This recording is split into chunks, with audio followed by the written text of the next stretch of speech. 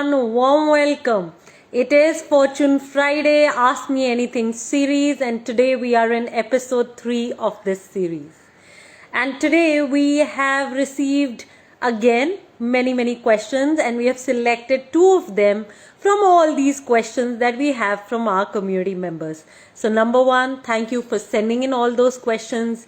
Keep them coming so that we can come and really answer so many important relevant questions of all of you. So keep them going. Here is the first question. Hi everyone, warm welcome to this online free series. So the first question that has been asked is by one of our community members, Sonika, and she's asking, give one suggestion on how we can keep consistency towards growing our money life. So thanks for this question. Here is my response.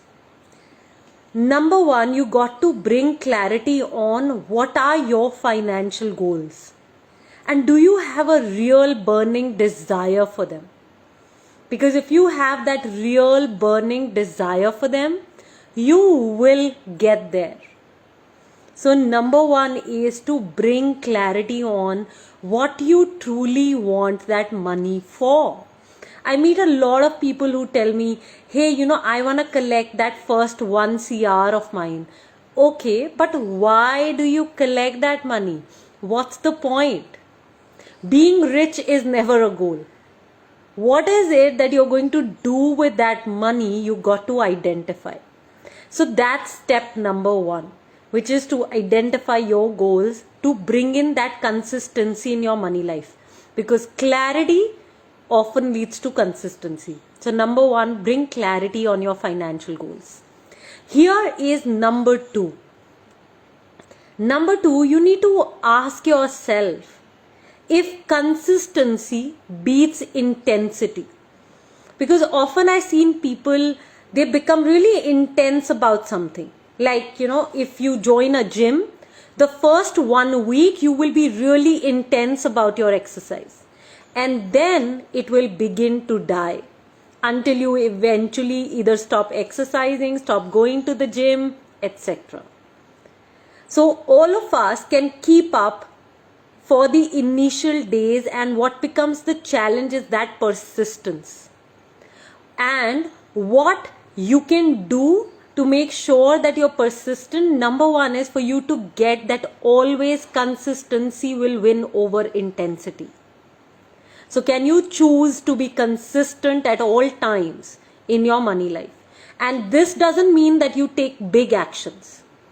This means that you take those smallest actions to be aligned to those goals. So the smallest of actions. What do I mean by that? I don't mean that you read books for hours, financial books. What I mean is, can you take on reading that 1 line every day? That's it. Just that 1 line. And then you don't break the thread for it. Can you just take on, if you have done our courses already, then you have the entire Money Gym system in your life. Can you just open those sheets every day and work for just 5 minutes on them? Again, don't look at intensity right now. Don't look at, what will 5 minutes do? Well, 5 minutes every day for 1 month becomes 60 minutes, 1 hour. For 12 months becomes 12 hours. And these 12 hours over 10 years become 120 hours. And that is what you need to keep doing until you reach those 10,000 hours by which you've mastered this art. So like I said, number 1, bring clarity on your financial goals. Number 2, get that consistency will win over intensity. And can you take small actions? Instead of thinking big and big actions, can you look at taking small actions? Like 2-minute actions, 5-minute actions. Number 3, what you could do is create a vision board. Have that vision, that financial vision that you have, be alive for you at all times in your life. So can you build that board and keep it right in front of you? Have a few mentors. So keep some financially educated people who take independent, confident financial decisions by your side. Have those mentors. Have a community.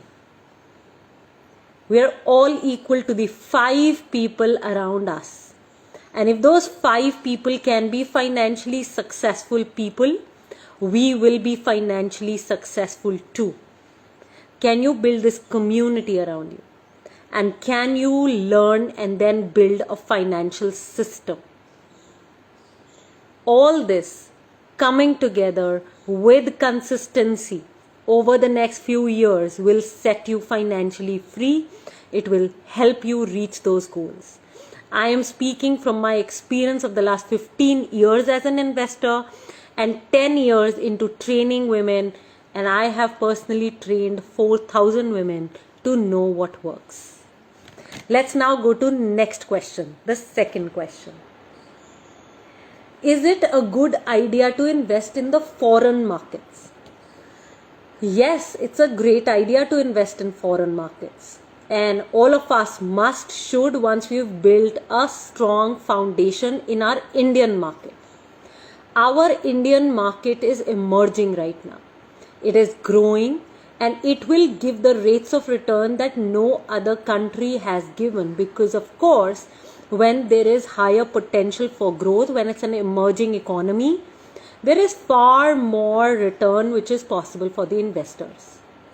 So the key is that yes, you look for regional diversification, but after you've built sufficient foundation in your own Indian market, once there is enough diversification for the Indian market that you've done in terms of stocks or mutual funds, yes, you can choose foreign markets, like you can choose the US market, because it is very, very unrelated to the Indian market. So very little does the US market move because something has moved in India. So it's not directly related. And yes, there are great companies which are available in the US that you can take advantage of, but only after you've built enough foundation in India of your investments. And also after you've built enough knowledge and understanding of investments, and you understand the step-by-step methodology to build an investment portfolio, a step-by-step methodology to pick the right investments. Once you understand these things, then yes, go ahead and build that regional diversification in your portfolio and enjoy and make all that money for your goals. So that is it for the Fortune Friday Ask Me Anything series today.